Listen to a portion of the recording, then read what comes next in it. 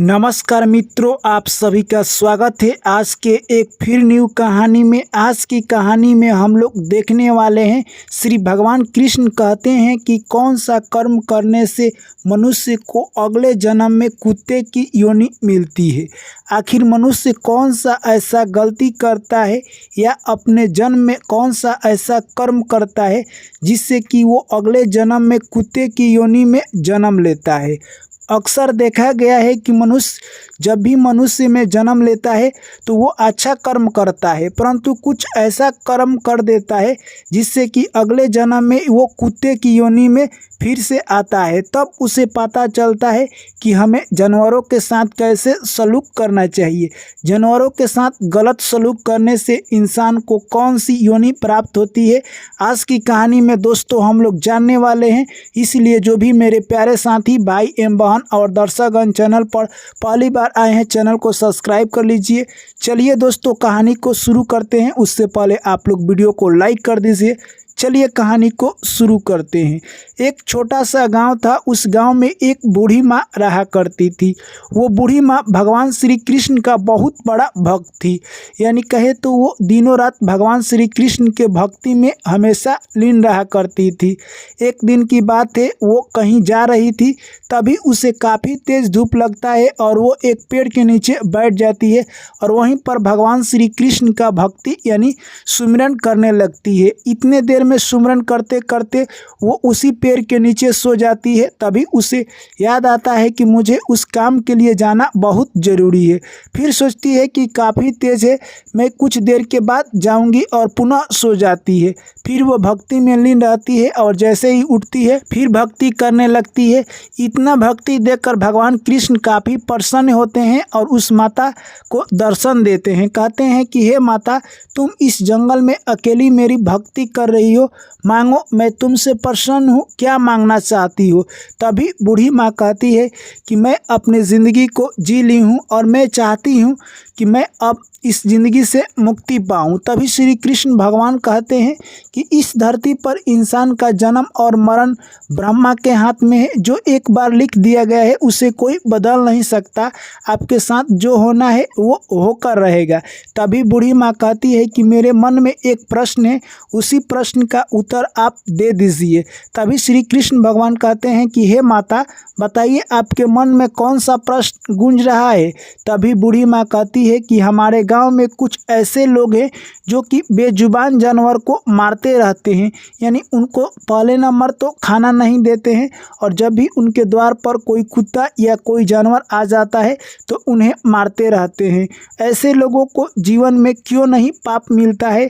अक्सर ये लोग अगले जीवन में कौन सी जीव के रूप में जन्म लेते हैं। तभी श्री कृष्ण भगवान कहते हैं कि हे माता, मैं तुम्हें एक छोटा सा कहानी सुनाता हूँ। इस कहानी को तुम पूरा सुन लेना, तभी तुम्हें पता चलेगा कि आखिरकार मनुष्य बेजुबान जानवर को जब इस जन्म में मारता है या उसे खाना नहीं देता है तब अगली जन्म में वो किस योनि में जन्म लेता है। यह बात सुनकर बूढ़ी माँ कहने लगी कि हे भगवान, आप कहानी को शुरू कीजिए, मैं इस कहानी को सुनने के लिए बहुत उत्साहित हूँ। तभी श्री कृष्ण भगवान कहते हैं कि हे माता, एक बार की बात है, भगवान जी अपने दरबार में राज लगाए हुए थे। तभी उनके मंत्री कहते हैं कि हे भगवान, कोई कुत्ता हमारे द्वार पर आकर रो रहा है। तभी भगवान कहते हैं जाने दो, एक दिन देखते हैं, दूसरा दिन भी देखते हैं। उनका मंत्री आता है और वहीं पर कुत्ता को भगा देता है। तीसरा दिन भी भगवान दरबार लगाए हुए थे, उनका मंत्री उठकर आता है और कुत्ते को भगा देता है। चौथा दिन जब ऐसे ही हुआ तभी श्री भगवान कहते हैं कि आखिर तुम कहाँ जाते हो और कुत्ता को आखिर क्यों भगा देते हो। तभी मंत्री कहता है कि जब भी आपका सभा लगता है वो कुत्ता आकर आपके राज दरबार में रोने लगता है।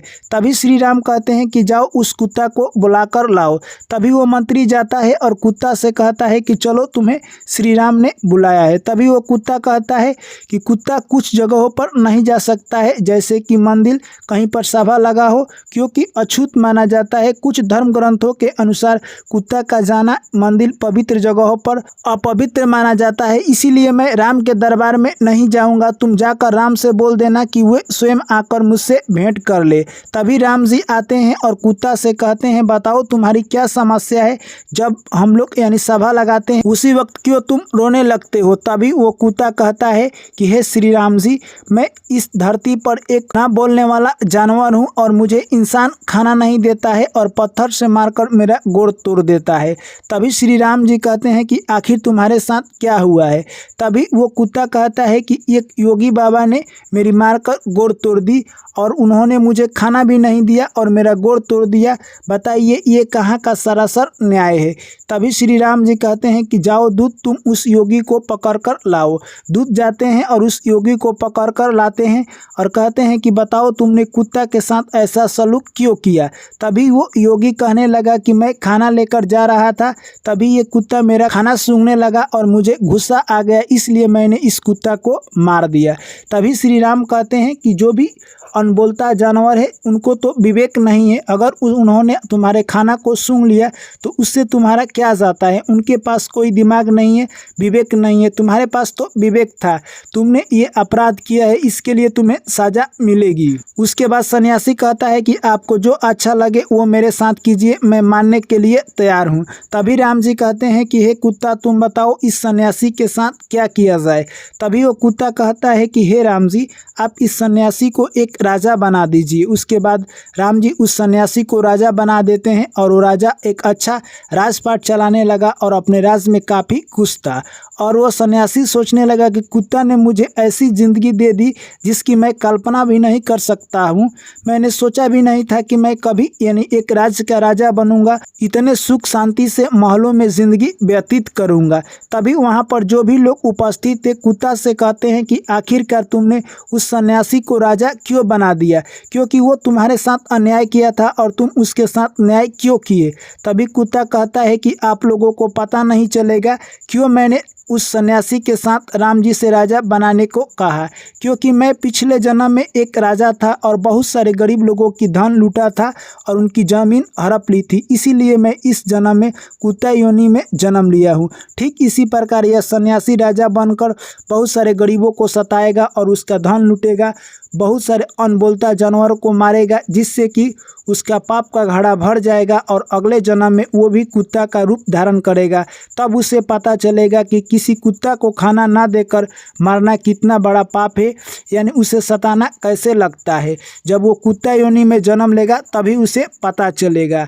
यह बात सुनते ही वहाँ के सारे लोग चौकन्ने हो जाते हैं और कहते हैं कि हे कुत्ता, तुम्हारे पास तो बहुत विवेक है, तुमने अपने विवेक से काम किया है। अब राजा को पता चलेगा कि अगले जन्म में कुत्ता होने पर क्या मालूम होता है। ऐसे ही दिन गुजरते गए और एक दिन राजा की मृत्यु हो जाती है और राजा पुनः अगले जन्म में कुत्ता बन जाता है और दर दर की ठोकरें खाने लगता है और जिस भी द्वार पर जाता था उसे लोग पत्थर से मारते थे, क्योंकि उसने बहुत सारे गरीब को सताया था। तब उसे मालूम चल गया कि आखिर इंसान के रूप में जब इंसान जन्म लेता है तब अनबोलता जानवर को नहीं मारना चाहिए। अगर आप किसी जानवर को मारते हैं तो वो आप बहुत बड़ा दोषी कहलाएंगे, क्योंकि अनबोलता जानवर को नहीं मारना चाहिए। अगर आप उसे खाना नहीं देते हैं तो आपको मारने का कोई हक नहीं बनता है। यह बात सुनकर बूढ़ी माँ को यह कहानी समझ आ गई। उसके बाद श्री कृष्ण भगवान कहते हैं कि हे माता, तुमने देखा किस तरह से यानी वो कुत्ता ने सन्यासी को राजा बनाया और पुनः वो अपने जन्म में जो कहानी था वो बता देता है और वो सन्यासी राजा बन जाता है। उसके बाद अगले जन्म में ऐसा पाप करता है जिससे कि अगले जन्म में उसे कुत्ता की योनि मिलता है। तब उसे पता चलता है कि इंसान रूप में कभी भी किसी जानवर को सताना नहीं चाहिए। यह बात सुनते ही माता कहती है कि हे कृष्ण भगवान, आपकी कहानी सुनकर मैं धन्य हो गई और वहीं से बूढ़ी माँ घर को लौट जाती है। तो दोस्तों, इस कहानी सुनने के बाद हमें यही ज्ञान प्राप्त होता है, कभी भी मनुष्य को अनबोलता जानवर को मारना नहीं चाहिए। अक्सर देखा जाता है कि कई लोग कुत्ते को खाना खिलाते नहीं हैं और उसे ईंट पत्थर से मारने लगते हैं। कोई भी अनबोलता जानवर है उसके ऊपर आपका कोई हक नहीं बनता है। आप अगर खाना नहीं खिलाते हैं तो उसे मार भी नहीं सकते हैं।